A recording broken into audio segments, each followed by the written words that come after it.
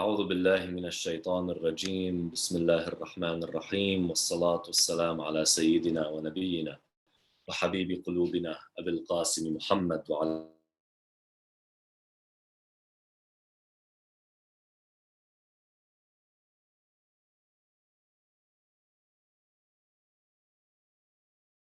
أهل بيته الطيبين المعصومين اللهم الله وبركاته. I ask Allah subhanahu wa ta'ala to accept your a'mal, to accept your salat in these holy days, and to make us from those who truly benefit from Shahr Ramadan and truly take the blessings that Allah subhanahu wa ta'ala has put in front of us, and truly make us from those who progress from the days coming ahead. Bi'awnillah ta'ala.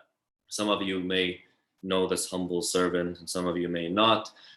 My name is Ahmad Bazzi. I am nothing but a servant for you, inshallah, for the next upcoming days. I always say the person who's in front of the microphone or in front of the camera, in this case, obviously, is but a servant for the people, and is not at all seen as someone above the people. Rather, a servant is to do what the master says, and you are, inshallah, you are the one that orders me, and I am the one to fulfill, bi'awnillah ta'ala. Inshallah, my brothers and sisters, I will be with you for the next 8 days, and then inshallah onwards after that. And when I was sitting down and I was asking myself, what do I want to speak to the brothers and sisters about? Let me just fix this camera here. What do I want to talk about in the next 8 days? I have 8 days to cover one topic. I have 8 days to cover a multitude of different topics. You know, what am I going to cover? What am I going to discuss? I was put in, I had a choice. Either I take the series approach where I pick one general topic and do a whole series about that topic, or I do something a little different where I'll be speaking about multiple different topics, but under one tone, using one scope, trying to use one outlook, trying to be in and around one general topic.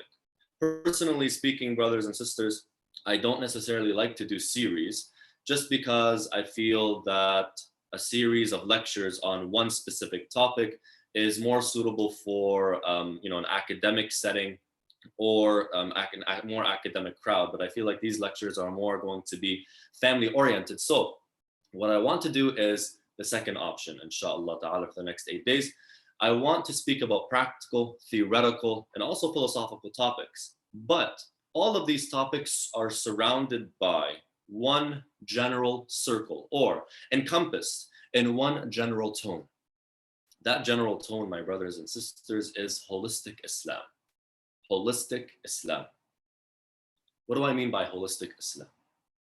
Well, take it like this.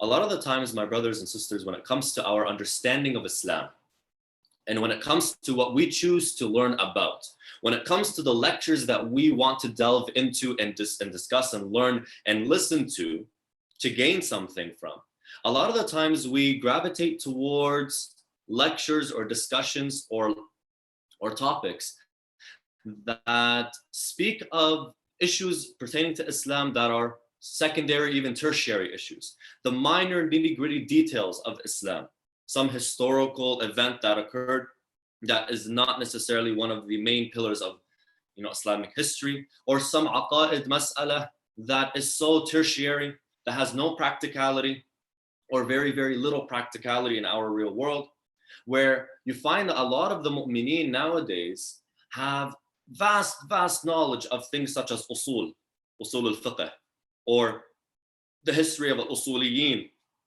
versus al-akhbariyin, for example, which is something that we discuss in 6th or 7th year of Hawza. They have a vast understanding of this. They have a vast understanding of the history of the ulama and the way our religion progressed through the ulama, for example, which is very important. But you come and ask somebody, why do you worship God?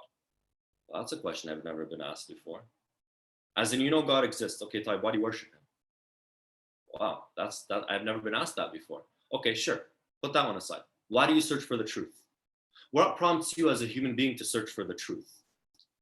Why search for it? What obligates you to search for it? On the day of judgment, that person that was living their life in oblivion, when they're put in front of Allah subhanahu wa ta'ala, what proof does God have on that individual to say, why didn't you search for the truth? These questions, my brothers and sisters, that we don't ask ourselves, or a lot of the times others don't ask us from within our own circles, sometimes those are the most important questions. Because here in the West, nobody's asking us about the children of Muslim ibn Aqil, rahmatullah alayh, ridwanullah alayh, alayhi salam. Or for example, Sab' al-Dijjal. Nobody's asking about these figures here in the West. In the West, they're asking, Tayyib, why are you a Muslim? And if you are a Muslim, why do you practice? Tayyib, you believe. Isn't that enough? If God created you to worship him, isn't belief enough? And they can get you many hadith that point to this idea. Point to the idea that if you want to give Allah subhanahu wa ta'ala, give God back, or pay him back, repay God, thank him to the fullest, know him. Well, there you go. You have a hadith, you have narrations that come forward and tell you this. Like, these are the fundamentals of Islam. And sometimes we have a hard time understanding them. Why? Because our outlook towards Islam is not holistic. It's segmented, it's fragmented. It's fragmented, my brothers and sisters. So today in this lecture, I want to discuss the importance of holistic Islam, and right beside it, coupled with it, is practical Islam. Because when you talk about holistic Islam, always right beside it, like a puzzle piece, fits practical Islam. Because Islam itself, my brothers and sisters, is not just merely a religion, in terms of beliefs. No. It is beliefs that bring about an action. It is beliefs that bring about a code of conduct. Whenever your beliefs don't bring about a code of conduct, that's when you have to question. Am I looking at Islam just in the nitty-gritty details, in a segmented outlook, with a segmented scope, through a segmented lens? Or am I looking at Islam in its whole identity and its entire message and what it is holistically? And you find, my brothers and sisters, this, I don't want to call it disease, but this, I want to say diluted or misconceived image of Islam, this blurred out image of Islam, the segmented image of Islam, the fragmented image of Islam, is one that you find in our communities a lot, especially those communities that have sort of been in one city for a long time, or those communities that have been established communities. You find fragmented Islam is widespread. It's widespread. It's a pandemic. That itself is a pandemic. Fragmented Islam. Why? Well, because a lot of the times, people are only religious because of tradition.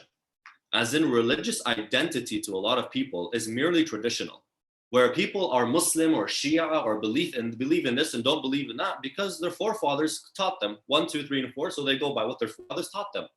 And so you find, because Islam and culture and tradition are so interlocked in the minds of many people in the community, they tend not to understand Islam as a whole. Rather, they understand Islam through the scope of tradition and culture, which gives them a very, very fragmented and distorted image of Islam, where it's like you're taking a telescope and zooming into the Mona Lisa, only looking at the eye of Mona Lisa. To you, Mona Lisa is just an eye. And you want to sit and you analyze the eye, and the eye means this, and this is the true meaning of the eye, and this is the Mona Lisa, and you can write an entire report about the eye of the Mona Lisa. But it means nothing when you zoom out and you see that eye belonged to a woman, and that woman is looking straight at you, right? A lot of the times, fragmented Islam distorts Islam for us. And and I believe, I believe that this distortion of Islam, fragmented Islam, is one of the major reasons why in our community, the same person that's coming to the mosque and praying every day, praying Salat al-Jum'ah, for example, in the majalis, that same exact person is found in the clubs. That same exact person that is praying in the majalis is found in the bar. That same person is partying. To us, it's a contradiction. But where is that contradiction stemming from? From distorted Islam, from fragmented Islam, taking Islam here, and then outside Islam has no place. That comes from looking at Islam through that limited scope and not holistically. when you have a holistic understanding of Islam, when you have the fundamentals ingrained and understand them fully and allow those fundamentals to bring about action, my brothers and sisters, that's when you get holistic Islam. And that's when Islam becomes molded with who you are. And that's when Islam works in the desert, just as it works on land, just as it works in the sea, just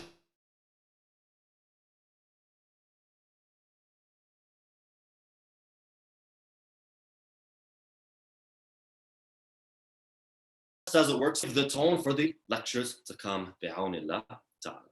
Sallu ala Muhammad wa alayhi. First and foremost, you find that the ahadith spoke about this. The ahadith told us to indulge ourselves in what we call al-ilm al-nafi', knowledge that's beneficial. Not to say that the details of the sharia or religion is not beneficial. No, it's beneficial. But you find from this hadith from Rasulullah, he more or less directs you to what you should be exposing yourself and your families to, even in terms of the religion itself. Listen to the hadith. By the way, in the hadith, and you're going to see, I read them in Arabic and then translate them for the fadl, for the blessing of the riwayah. The Arabic language is extremely, extremely important. And Sayyid Sistani, by the way, this is in brackets. Sayyid Sistani, by the way, he gives advice. He says to us, expose the people to the Arabic language. Speak Arabic to them because it's the language of the Quran and ultimately it's the language of Salat. So I'm going to read it in Arabic, inshallah, and then translate. So look what the riwayah says. عن أبي الحسن موسى عليه السلام. Imam Musa al-Kadhim عليه السلام. His name was Abu al-Hasan. دخل رسول الله صلى الله عليه وآله وسلم المسجد فإذا جماعة قد أطافوا برجل. Rasulullah entered the masjid and he saw the people of the masjid, they're around a man. Have like a circle and around a man. فقال ما هذا? What is this? فقيل علام. The Prophet sallallahu alaihi wasallam didn't say man هذا. He didn't say who is this. He says what is this? What is it that I'm seeing? He knows who this person is. He knows what this person knows. He understands what this person is doing. So he didn't say, Wallahu alam, this could have been the reason why he didn't say man هذا. Who is this? He said ma هذا. What is this that I see in front of me? فقيل. They answered علامة. They said this person is what they call allama, not just alim, not just knowledgeable, a person with great deep knowledge. فقال وما العلامة. So the Prophet ﷺ said, and then what is the allama? What's the person with great deep knowledge? Who is that person? Describe him to me. So they said, فقالوا له أعلم الناس بأنساب العرب ووقائعها وأيام الجاهلية والأشعار العربية. They said, the person that knows most about the ancestry of the Arabs, about the events that happened in the history of the Arabs, and what? And the customs of Jahiliyyah and Arabic poetry. This is the Allama. This is the person with great knowledge. So Rasulullah sallallahu alayhi wa sallam says, ذَاكَ عِلْمٌ لَا يَضُرُّ مَنْ جَهِلَ وَلَا يَنْفَعُ مَنْ عَلِمَ. That is knowledge that does not benefit someone who knows it, nor does it hurt the person who doesn't know it.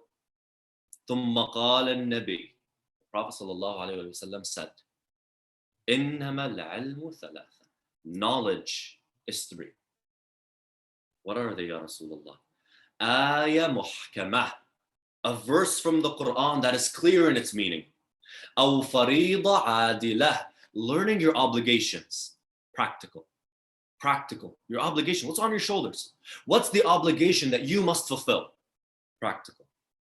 أو سنة قائمة. Or a sunnah that you do.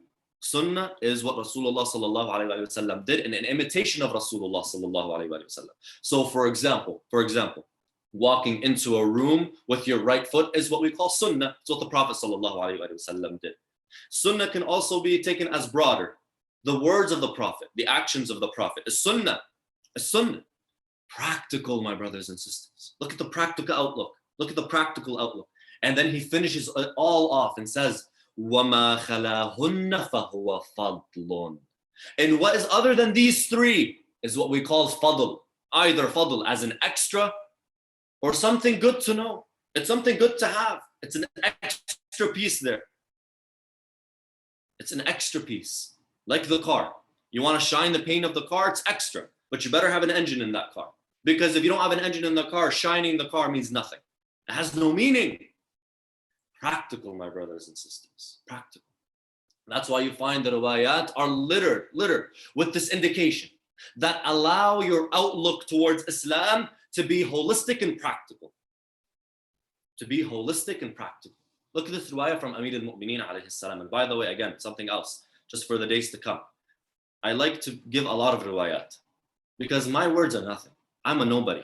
Take the words of Ali bin Abi Talib. Take the words of Ahl al-Bayt alayhim salam. If you want to take anything from this lecture, take their words, not my words. My words mean nothing. Take their words. Look what Amir al-Mu'mineen alayhi salam has to say. Look what he says. عن الأمير عليه السلام قال أيها الناس, O people, اعلموا أن كمال الدين طلب العلم. Know that the completion of religion, طلب العلم, seeking knowledge, and what? وَالْعَمَلْ بِهِ, and acting according to what you know. Like this riwayah is used as an indication that if you learn something, act on it. Don't be a hypocrite learning something and don't acting on it. Fine, yes, you can understand it that way. But also understand it from another way. What you learn, allow it to be practical. Allow what you expose yourself to be practical, my brothers and sisters. When you turn on your computer, you want to listen to a lecture, ask yourself, where is this taking me? What is this going to do for me? Yes, it's ajr. Yes, it's reward. It's reward that you're seeking knowledge. Sure, fine. What's it going to do for me? What's it going to do for me in the outside world? Where am I going to go with this? Where am I going to go with this? وَأَنَّ طَلَبُ الْعِلْمِ, or وَإِنَّ طَلَبُ الْعِلْمِ أَوْجَبْ عَلَيْكُمْ مِنْ طَلَبِ الْمَالِ. Seeking knowledge is more important in the eyes of God, has more weight in the eyes of God than seeking wealth and money. Subhanallah. That's why our ulama, my brothers and sisters, when it comes to this issue of practical Islam, you know what they said to us? They said, there's a piece of Islam that is wajib to learn and to know, and then there's a piece of Islam that is not wajib to know.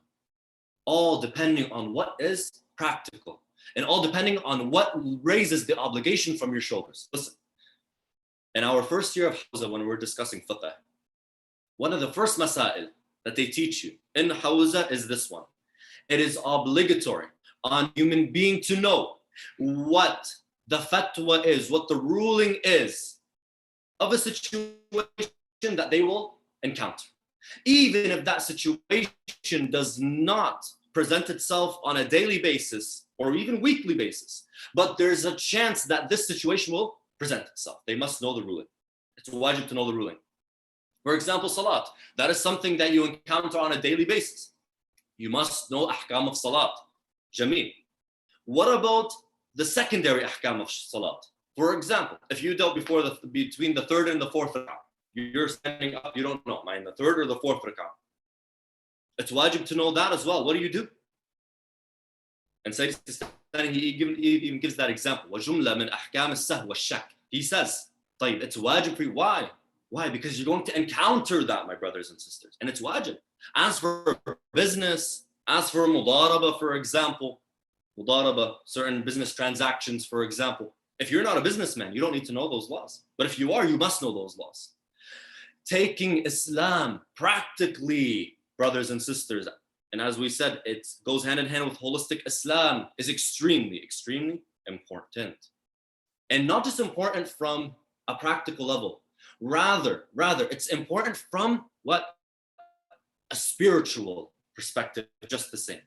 Having practical Islam is just as spiritual as mysticism. Rather, it is mysticism. I hate the word mysticism, but a lot of people think spirituality is mysticism. And I'll tell you, let me tell you straightforward. When you want to talk mysticism, you want to talk spirituality, don't go to other than the ulama themselves that practiced it. Shaykh Bahjat himself, he was asked, how do I get to the highest levels of mysticism? He said two things. Number one, Mafatih al-Jinan, Ibadat. Number two, the book of your marja', the book of your scholar. Have a practical outlook towards Islam. Know the practical side towards Islam. Know your fundamentals first and foremost. Know why you practice how you practice and what you practice. Why do you worship? As we begin, why do you worship? Like, you know he exists, subhanahu wa ta'ala. Why do you worship?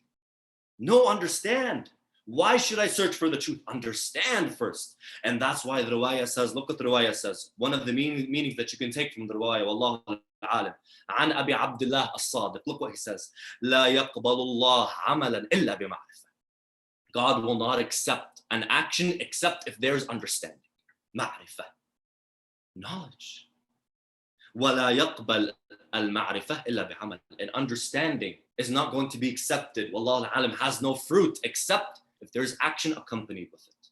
In another riwayah, the Rasul sallallahu alayhi wa sallam links between al-ibadah and ma'rifah. Having understanding. Like, that's practical Islam.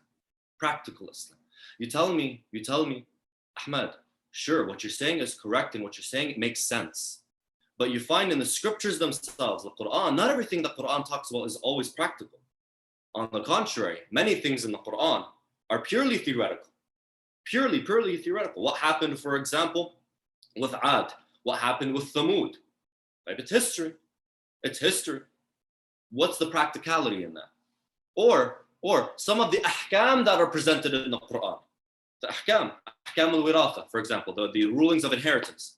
Like, where's the practicality in that? I'm reading this every single day, or I'm reading this in Shahr Ramadan. I'm reading it and I'm like, okay, alhamdulillah, I'm reading Quran, great, it's a blessing, but how's this gonna help me? Where is the practicality in that? To this, there's two answers, my brothers and sisters. Number one, the scriptures of your religion, the scriptures themselves, is the religion. So learning the scriptures is essentially learning the religion in total. Hanging on to the scriptures, my brothers and sisters, is hanging on to the religion itself. Just like hanging on to your traditions, my brothers and sisters, gives you identity. Although there's aspects of your traditions you're not going to apply. But because the Quran is your identity, it's your passport as a Muslim. Understanding every aspect of it gives you your identity as a Muslim, even if you're not going to be practicing some of its aspects or some of its verses or chapters. Jameel. That's number one. Number two, the Quran itself calls itself what we call maw'izah. Allah Ta'ala says in the Quran, هَذَا بَيَانٌ لِلنَّاسِ وَهُدًى وَمَوْعِظَةٌ لِلْمُتَّقِينَ. That the Quran is not just something that shows to the people what they did not know. It's not just a book that clarifies. Rather, it is what we call a maw'izah, a lesson for them to learn. Yes, it's speaking about historical events, but behind that historical event is a lesson that Allah subhanahu wa ta'ala is trying to convey. Not merely a historical event that occurred. There is a lesson behind it. And that's why you find Allah subhanahu wa ta'ala, He mentions many stories in the Quran and He calls them qasas, stories. It's not history. It's not, wallah, this is just something that happened in history. I want you guys to know about it because it just happened. No, there's a reason behind it. There's a reason behind it. There's a lesson behind it. The book of the Quran itself, and this is another shahid, another sign, another proof, or another example. The Quran is Quran Rasulullah sallallahu alaihi wasallam. It's the Quran, they say Quran Muhammad, Allah's Quran of Allah. But it's the Quran of Rasulullah. Yani it's the book that Rasulullah came and gave to the people. But Rasulullah is mentioned 5 times by name in the Quran.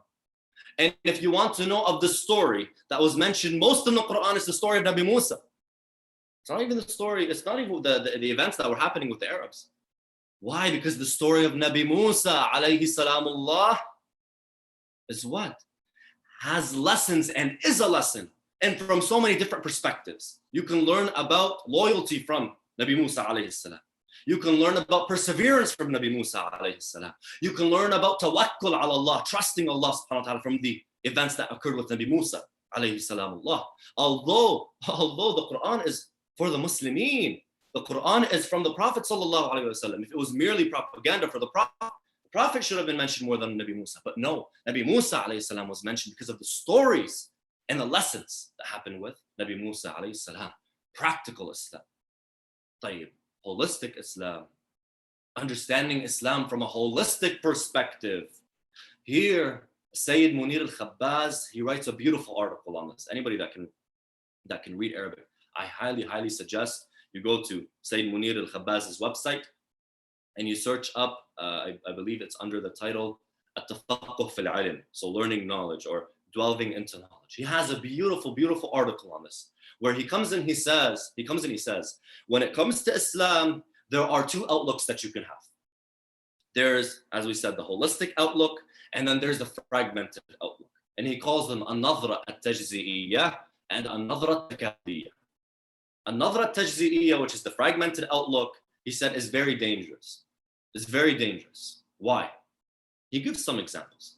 He says most of the misconceptions of the West today, or most of the reasons why the West looks down at Muslims and Islam is because of this outlook that Muslims have and the West has towards Islam. They look at Islam from one perspective, through one piece, and don't look at Islam as a whole. He gives an example. He says, in the Quran, Allah subhanahu wa ta'ala says, وَلِلذَّكَرْ مِثْلُ حَظِّ الْأُنْثَيَيْنِ, that the male in inheritance, male takes 2 times more than the woman, than the female. The man takes 2 times more than the female. Jameel. So let's say we were left with $3,000. We were left with $3,000, and there was only a male. There was only a daughter and a son. No one else from the entire tribe. Nobody was there. Like, who takes the inheritance? Well, we say the son takes 2,000, 2/3, and the daughter takes 1/3. So the man takes 2 times more than the woman.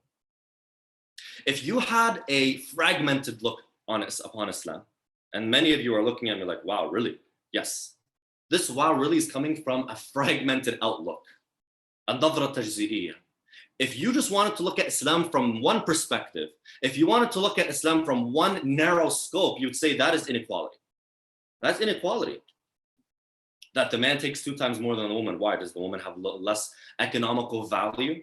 Why is the woman not financially in our day and age more stable than she was before and independent? How does that fit with today's demographic, where there's probably just as much women in the workforce as there are men, or it's coming up? The number is on the rise. Where in our economy today, if all the women stayed home, our economy would collapse. How is that ayah, how is that verse in any way, shape, or form compatible with what we have today? For someone that has a nadhra tajzi'iyyah, a fragmented outlook upon Islam, they'll fall in this and be like, I can't answer.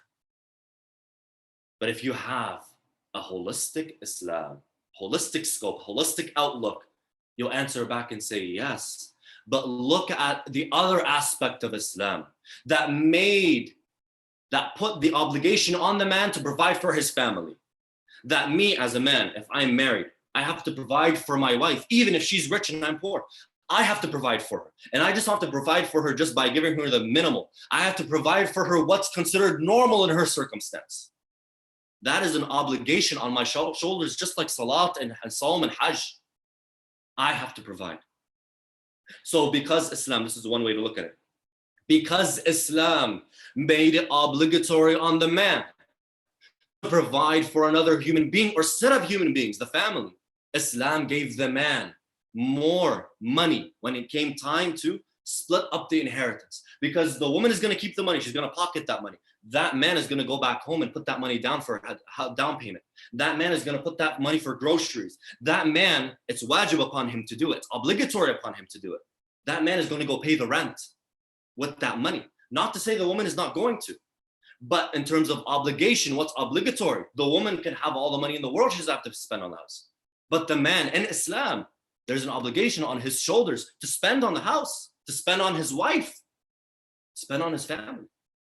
For this reason, wallahu alam, this could be a wisdom, wallahu alam, that Allah subhanahu wa ta'ala said that the male takes 2 times more than the woman, not because we look down on women, not because we think that the woman is less valuable economically, financially than the man. No, because Islam gave him economical obligations while didn't give the female economical obligations. The danger of fragmented Islam is what is bringing us down in the West.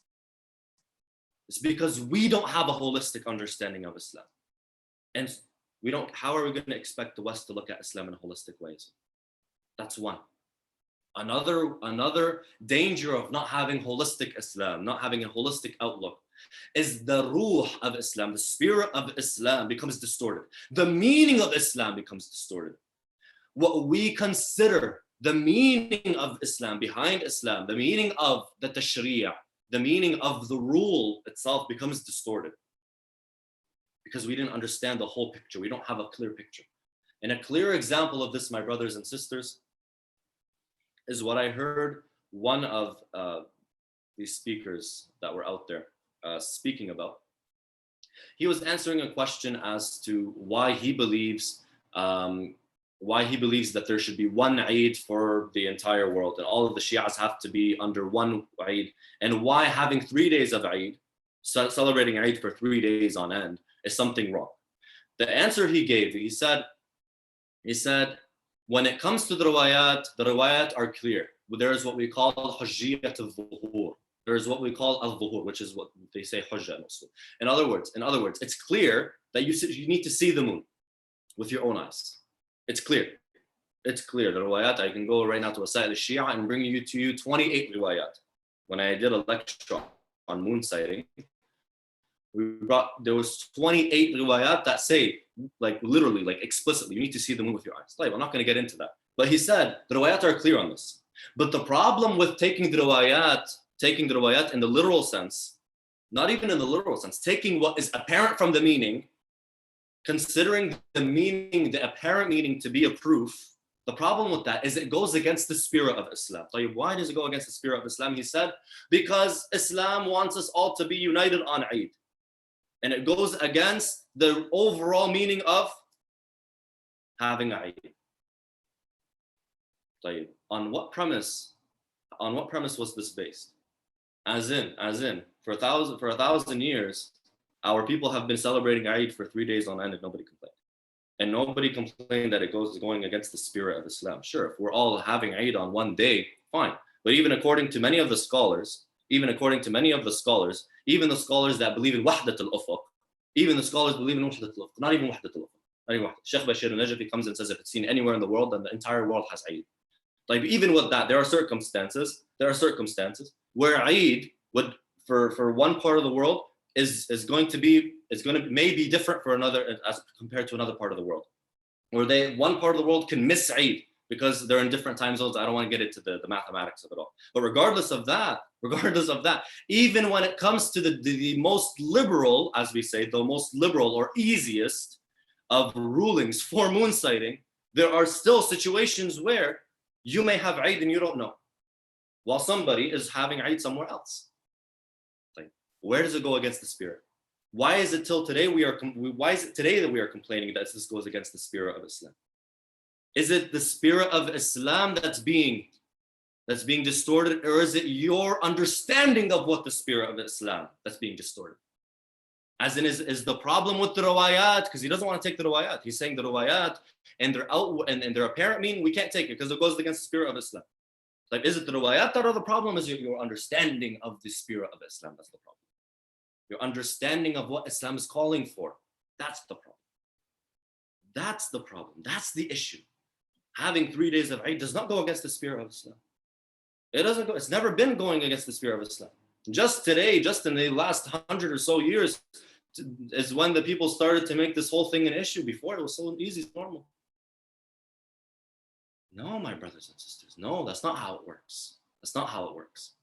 Having a holistic understanding of Islam, my brothers and sisters, takes us away and protects us from falling in such holes, falling in such traps. On the outside, it sounds great. On the outside, these different ways of thinking sound great, but when you delve into them, you find at the core, there's just a clear misunderstanding of what Islam as a whole is calling for. What Islam as a whole is calling for. Sallallahu ala Muhammad wa So, my brothers and sisters, the practical point of this entire lecture, what is it? Ask yourselves, what is it that I'm trying to gain in this month? When I want to learn something, it's not just learning. No, what am I going to be learning about? Is what I'm going to be learning about practical or not? Is it going to feed that holistic Islam approach? Or is it just going to talk about some topic that is secondary, tertiary even? What is it that I'm exposing myself to? And am I truly going to be benefiting from this month in terms of the knowledge that I'm seeking? In terms of the knowledge that I'm seeking, my brothers and sisters. And you find that in Shahr Ramadan, I'm going to end with this last point. In Shahr Ramadan in particular, seeking knowledge is one of the best things that you can possibly do. Seeking knowledge is one of the best things that you can possibly do. And it's one of the best forms of ibadah, my brothers and sisters. That's why if you go to Mafatih al-Jinan, and keep this in mind for Laylatul Qadr, keep this in mind for Laylatul Qadr, go to Mafatih al-Jinan, you look at A'mal Laylatul Qadr, the actions or the ibadat, the worships that are good to do in Laylatul Qadr. What are they? You have X, Y, Z, and you have Talab al-Ilm, learning. You have the night that is worth your entire lifetime. 1,000 months, that Laylatul Qadr is better than 1,000 months. Surah Al-Qadr. 1,000 months, translate 1,000 months to years, it's about 80 years. It's your whole lifetime. Yani Laylatul Qadr, this one night, equates your entire lifetime. What should I do in this month, in this one night? For these next 8 or so hours, what should I be doing? What is one of the best things that I can be doing? Talab al-Ilm, pick up a book. Read a riwayah. Listen to a lecture. Expose yourself to knowledge. Like, what's the knowledge that I expose myself to? Go back to the beginning. What did we say? Ayah muhkamah. A verse that is clear and understood. The meaning of that verse. Aw farida adilah. An obligation that's on your shoulders that you must fulfill. Learn your rules. Aw sunnah qa'im. A tradition. A hadith. As to how to live. Something practical. Something that will elevate you spiritually on a practical level. Something practical that will elevate you spiritually, my brothers and sisters, and elevate a poor soul like myself. So you find there's that connection. There's a connection that does not break. So I ask you, my brothers and sisters, and I ask all of the mu'mineen, and I'm nobody to advise, I'm a nobody, I'm nothing, but I advise all of my brothers and sisters, all of them, from the mu'mineen, from the mu'minat, to keep this in mind. When you are searching for the lectures to listen to online, alhamdulillah, there's a lot of lectures. When you're searching for the lectures to listen to online, when you are trying to learn something new, find something practical. And inshallah ta'ala, I don't want to be preaching something I don't practice. So for the next 7 days, because we already have, today is the first day, for the next 7 days after this, we're going to look at the fundamentals. We're going to go back to the fundamentals. We are going to delve into what Rasulullah sallallahu alayhi wa sallam asked us to delve into. Ayah muhkama, a verse. Aw farida adila, an obligation, or a sunnah, a practical way of life, something that we can practice. These are the different topics that we are going to be discussing. And even the philosophical ones, even the theoretical ones are going to have practicality to them, inshallah ta'ala. Before I end off for today, I want you to give me your attention for just 2 seconds. Just 2 seconds. Alhamdulillah, there's a lot of rich content on the internet today. There's a lot of lectures being done, alhamdulillah, rabbil alameen. But just the same way, and I advise this to all of my brothers and sisters, and I'm nobody to advise. Rather, this is the advice of the ulama. I'm merely a messenger for the ulama, and inshallah, if Ahlul Bayt accept me as this, a messenger for Ahlul Bayt. The same way that I don't walk into the class of a professor that's not qualified to be teaching that subject, don't expose yourselves, my brothers and sisters, and your family to individuals on the internet or even on the pulpits. I'm being very frank here. To those that are not qualified. No, take from the ulama, take from the scholars. Sure, they may be a speaker. Sure, they may have many, people that are listening to them, etc. They're known. Are they qualified? Are they qualified? Are they qualified? Just ask that question. Have they studied Islam from the Hawza? If yes, listen to them. If no, then be wary, my brothers and sisters. Find someone who's qualified. Find someone who's qualified.